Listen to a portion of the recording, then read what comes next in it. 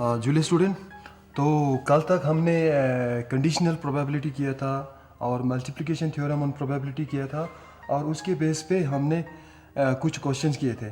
देखिए वो conditional probability का मैथमेटिकल स्टेटमेंट क्या था। Probability of E when F is given, this is equal to probability of E intersection F divided by probability of F provided that probability of F is not equal to 0। ये था mathematical statement conditional probability का। फिर आ रहा है multiplication theorem on probability का statement था। Probability of E intersection F is equal to probability of E into probability of f when f e has already been occurred। क्या होता था, इसमें दो इवेंट दिया होता था, दोनों में से एक जो है पहले हो चुका होता है और नेक्स्ट जो है हमें निकालना होता है। अब फिर मल्टीप्लिकेशन थ्योरम ऑन प्रोबेबिलिटी में क्या होता है, दो इवेंट दिया होता है, दोनों को हमने निकालना होता है। तो आज का जो मेन टॉपिक जो है बेस थ्योरम पे है। तो बेस थ्योरम करने से पहले हम पार्टीशन ऑफ सिंपल स्पेस क्या होता है, लॉ ऑफ टोटल प्रोबेबिलिटी क्या होता है, ये हम थोड़ा डिस्कस करते हैं। ठीक है, देखिए a set of event e1 e2 e3 dash dash dash dash en is said to be a partition of simple space S। Even E1, E2 are said to be a partition of simple space S if, अब यहां पे दो तीन condition आ रहा है। if E1 union E2 union E3 union dash dash dash union this is equal to S। इन सब event का हम यूनियन करके हमें क्या मिलना चाहिए, एस मिलना चाहिए। फिर सेकेंड कंडीशन जो है, इवेंट के बीच दो इवेंट के बीच कॉमन नहीं आना चाहिए, कॉमन एलिमेंट नहीं आना चाहिए। और तीसरी कंडीशन जो, थर्ड कंडीशन जो है, इनकी जो प्रोबेबिलिटी है, प्रोबेबिलिटी ऑफ ई जो है ग्रेटर देन 0 आनी चाहिए। देखिए event E1 E2 be said to be the partition of simple space S if इनका यूनियन करके हमें S मिलना चाहिए और जो इवेंट के बीच, दो इवेंट के बीच कॉमन एलिमेंट नहीं आने चाहिए और प्रोबेबिलिटी ऑफ जो E जो है, इवेंट की जो प्रोबेबिलिटी है वो ग्रेटर देन 0 आनी चाहिए। देखिए अब जो नेक्स्ट टॉपिक जो है लॉ ऑफ टोटल प्रोबेबिलिटी। देखिए पहले हम इसको थोड़ा सा हम डिराइव करते हैं। लॉ ऑफ प्रोबेबिलिटी का जो फॉर्मूला है, late E1 E2 dash dash dash En be the partition of simple space S। हम सपोज करते हैं ये जो इवेंट जो है सिंपल स्पेस S के पार्टीशन है। देखिए अगर इसका पार्टीशन होगा तो S is equal to E1 union E2 union dash dash union En। इनका यूनियन करके हमें S मिलना चाहिए। ठीक है, अब हम यहां पे एक इवेंट डिफाइन करते हैं A। अगर हम ये A जो A और S के बीच अगर हम इंटरसेक्शन निकाले तो हमें क्या आएगा, A और S के बीच अगर हम इंटरसेक्शन ले तो हमें क्या मिलेगा, A। देखिए मैं आपको दिखा यहां पे शो करता हूं। देखिए एक सिंपल स्पेस है, इसमें 1 2 3 4 5 6 है। अब यहाँ पे मैं एक इवेंट डिफाइन करता हूँ, इवेंट ऑड नंबर क्या क्या है इसमें, 1 3 5। अगर इन दोनों का हम इंटरसेक्शन ले, A intersection S, this is equal to ये और ये कॉमन, 3 कॉमन 5 कॉमन, 1 3 5, ये क्या है A। दिस मीन ये सेटिस्फाई हो गया। आप देखिए A is equal to A intersection S, A intersection, देखिए आप S के वैल्यू जो ये जो है इस पे पुट करना है, E1 union E2 union E3 dash dash union En। आप सिंप्लीफाई कीजिए इसके आगे, A intersection E1 union A intersection E2 union dash dash dash A intersection E N, आप इसका प्रोबेबिलिटी लीजिए. Probability of A is equal to probability of A intersection E one union A intersection E two union dash dash dash union A intersection E one. अब ये जो probability है आप distribute कीजिए. यहाँ पे आएगा probability of A intersection E one. आप यूनियन को हम और यानी कि प्लस करके यहाँ पे हम प्रोसीड करते हैं. Plus probability of A intersection E two plus dash dash plus probability of A intersection E one. अब देखिए, अब यहाँ पे क्या करना है, हमने probability of A intersection E one की जगह पे यहाँ पे हमने यूज़ करना है multiplication theorem on probability. Multiplication of theorem on probability.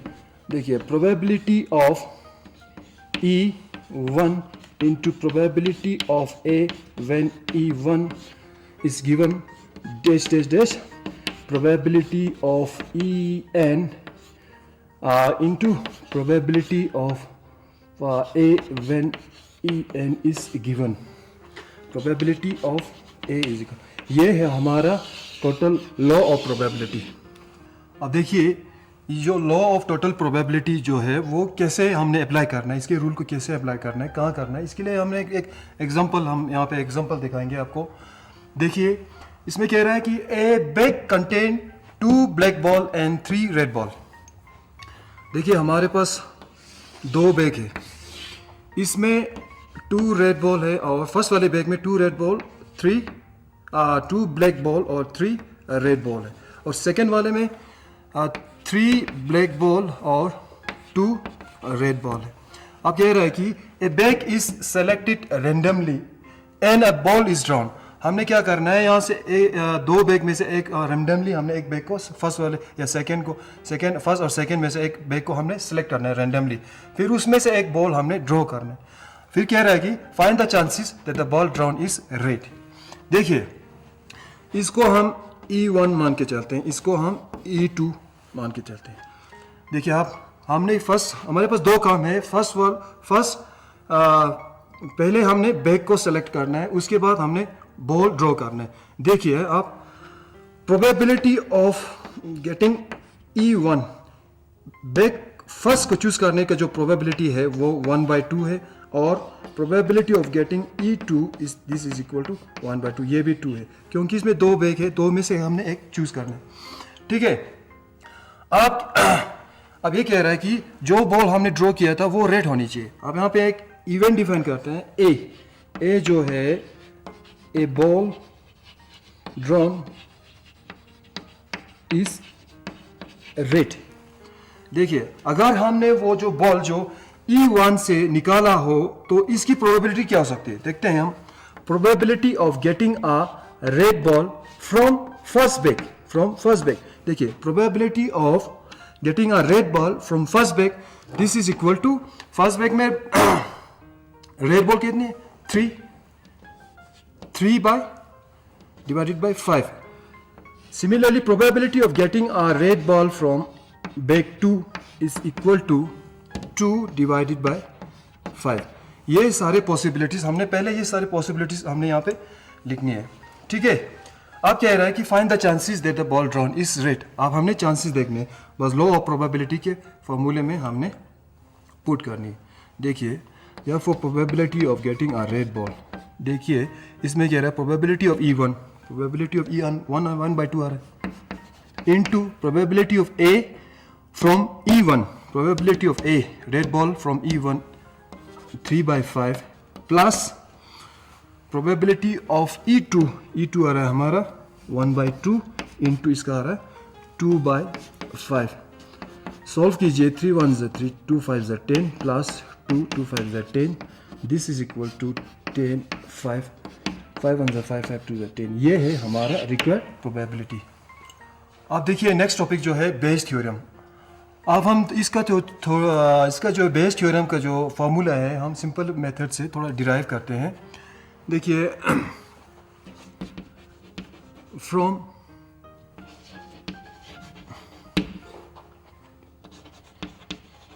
conditional probability from conditional probability of EI divided by A is equal to probability of EI intersection A divided by probability of A. Conditional probability से हम देखिए, हम conditional probability का जो statement है पहले वो लिखते हैं. हमें पता है कि कंडीशनल प्रोबेबिलिटी जो है ये है. अब फिर उसके बाद यहाँ पे मल्टीप्लिकेशन थ्योरम ऑफ प्रोबेबिलिटी हम यहाँ पे यूज करेंगे. मल्टीप्लिकेशन थ्योरम में क्या था, प्रोबेबिलिटी ऑफ दो इवेंट था ई इंटरसेक्शन ए, तो probability of e into probability of a when e has already been occur. ये हमने यहाँ पे अप्लाई करना. देखिए, probability of E i into probability of A divided by e i divided by probability of A. Therefore, probability of EI divided by A. अब देखिए यहाँ पे probability of A है, इसकी जगह पे हमने लॉ ऑफ टोटल प्रोबेबिलिटी का जो फॉर्मूला है वो हमने उठा के यहाँ पे डालनी है. देखिए, लॉ ऑफ टोटल प्रोबेबिलिटी में क्या था, probability of A is equal to probability of E1 into probability of A divided by E1 plus probability of E2 into probability of A divided by E2 plus dash plus probability of En into probability of A when E is given. ये हमने उठा के यहाँ पे डालनी है. देखिए, probability of EI into probability of A divided by EI. Probability of A, law of total probability को उठा के हमने यहाँ पे डाली. Probability of E I into E one, probability of A into E one plus dash plus probability of E N into probability of A divided by E N. ये है हमारा बेस थ्योरम का फॉर्मूला. अब देखिए, हम Bayes theorem के base पे हमने एक क्वेश्चन करते हैं. इसमें कह रहा है कि ए bag contain 4 red ball and 4 black balls. ठीक है. Another bag contains 2 red ball and 6 black ball. देखिए, इसमें कह रहा है कि 2 बैग है. फर्स्ट बैग में 4 रेड बॉल और 4 ब्लैक बॉल है. फिर कह रहा है कि सेकेंड बॉल में 2 रेड बॉल और 6 ब्लैक बॉल है. ठीक है. फिर कह रहा है one of the bag is selected at random. इनमें से हमने एक रैंडमली सिलेक्ट करना है. ये जो है बैग 1, बैग 2, इनमें से 2 में से हमने एक बैग सिलेक्ट करना है रैंडमली. देखिए, अब इसको हम E1 मान के चलते हैं, इसको हम E2. देखिए, इसका प्रोबेबिलिटी निकालेंगे. Probability of E1 this is equal to 1/2. इसका भी probability of E2 this is equal to 1/2. फिर कह रहा है a ball is drawn from the bag which is found to be red. अब ये जो बॉल हमने पिक किया था वो रेड होनी चाहिए. यहाँ पे हम एक इवेंट डिफाइन करेंगे. A is equal to drawn ball is red.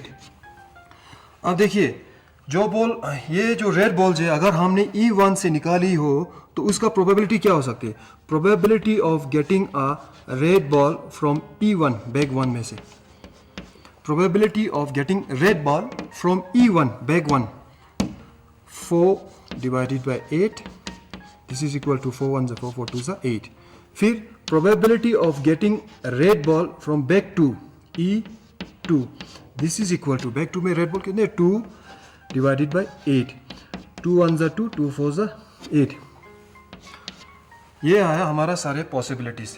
अब हमने क्या करना है, फिर कह रहा है इसमें find the probability that the ball is drawn from the first bag. देखिए, जो बॉल हमने ड्रॉ किया था, probability of getting a red ball, probability of getting a red ball from first bag, ये हमने निकालनी है. ठीक है. ये आएगा probability of E1 into probability of A divided by E1 divided by probability of E1 into probability of A E1 plus probability of E2 into probability of A divided by E2. अब क्या करना है, हमने value put करनी है. Probability of E1 कितना है, 1/2. Probability of A when E1 is given, this is equal to 1/2 divided by probability of E1 1/2, इसका भी 1/2 प्लस E2 का आ रहा है 1/2 AEI2 1/4. आप सिंप्लीफाई कीजिए इसको, 1/4 डिवाइडेड बाय 1/4 प्लस 1/8.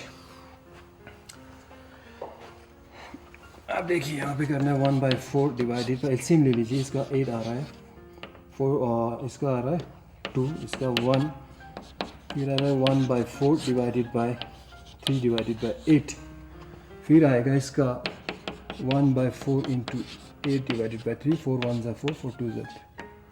इसका रिक्वायर, ये है हमारा रिक्वायर प्रोबेबिलिटी, 2/3 इस हमारा रिक्वायर प्रोबेबिलिटी है.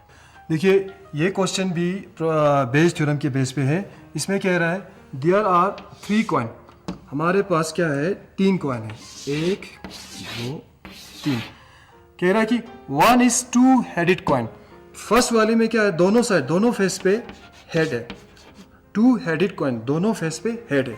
फिर कह रहा है another is bias coin that comes up head 70%. इसमें कह रहा है कि ये बायस कॉइन है, इसमें सेटिंग किया हुआ है कि 75% जो है हेड आने की चांसेस होते हैं इसमें. ठीक है. फिर कह रहा है third is an unbiased coin. Third जो है नॉर्मल कॉइन है जिसके फर्स्ट साइड पे हेड है, दूसरी साइड पे टेल है. फिर कह रहा है one of the three is chosen randomly and toss. इनमें से एक हमने चूज करना है और टॉस करना है. देखिए हम इसको E1 मान के चलते हैं, इसको E2, सपोज E है इसका 3. अब हम इसका प्रोबेबिलिटी निकालेंगे. Probability of E1 is equal to, total इसमें कितने कॉइन है 3 और 1/3. Probability of E2 1/3. Probability of E3 is equal to 1/3. फिर कह रहा है one of the three choose randomly toss, it shows head. अब जब हमने टॉस किया तो क्या शो कर रहा है, हेड. तो यहाँ पे एक हम इवेंट डिफाइन करेंगे, A it shows head. देखिए अब हम निकालेंगे probability of getting head from first coin E1. First coin में से हमने हेड की प्रोबेबिलिटी निकालनी है. फिर probability of getting a head from second coin, फिर probability of getting a head from third coin. देखिए आप probability of getting a head from first coin, अब इसमें दोनों साइड हेड है तो इसका जो प्रोबेबिलिटी है वो 1 आएगा. इसमें कह रहा है कि 75% जो है चांसेस है, तो इसको 75% को हम लिखते हैं 75 डिवाइडेड बाय 100. 5 1 5 5 2 25 5 3 15 5/4. इसका आ रहा है 3/4. और कह रहा है कि probability of getting head from third coin, ये तो नॉर्मल है 1/2. अब हमने क्या करने है, फिर कह रहा है कि what is the probability that it was the 2 headed coin. जो हमें हेड आया है वो फर्स्ट वाले कॉइन में से आया हो, इसकी प्रोबेबिलिटी निकालनी है हमने. तो हमने बेस थ्योरम यूज करनी है. Probability of getting head from 2 headed coin, this is equal to probability of E1 into probability of AE1 divided by probability of E1 into probability of A divided by E1 plus probability of E2 into probability of A E2 plus probability of E3 into probability of A divided by E3. अब value put कीजिए. इसमें value इसका आ रहा है 1/3 into इसका आ रहा है 1 divided by probability of E1 1/3 into 1 plus इसका आ रहा है 1/3 इंटू 3/4 प्लस इसका आ रहा है 1/3 into 1/2 1/3 divided by 1/3 plus 3 divided by 12 plus 1/6। फिर इसका एलसीएम ले लीजिए। यहाँ पे इसका 1/3 और 1 इसका एलसीएम आएगा, इसका एलसीएम आएगा 12, फिर आएगा 4 3 प्लस 2, फिर आ रहा है 1/3 divided by 4 5 6 7 8 9 9 divided by 12 1/3 12 divided by 9 3 4 12। ये है हमारा रिक्वायर्ड प्रोबेबिलिटी 4/9। और ये सारे जो क्वेश्चन है हमने किया, जो अभी क्वेश्चन किया था ये बेस थ्योरम के बेस पे हमने थोड़ा क्वेश्चन किया था। तो हर साल बोर्ड के पेपर में बेस थ्योरम के बेस पे क्वेश्चन हमें देखने को मिलता है। तो आप लोग बाकी जो एक्सरसाइज आप लोग घर पे बैठ के ट्राई कीजिए, बहुत इजी है। मैथ्स में प्रैक्टिस के बिना कुछ नहीं होता है, आप लोग घर पे बैठ के खूब प्रैक्टिस कीजिए। तो आज के लिए इतना ही काफ़ी है। कल हम फिर नेक्स्ट टॉपिक लेके आएंगे, तब तक के लिए जुड़े।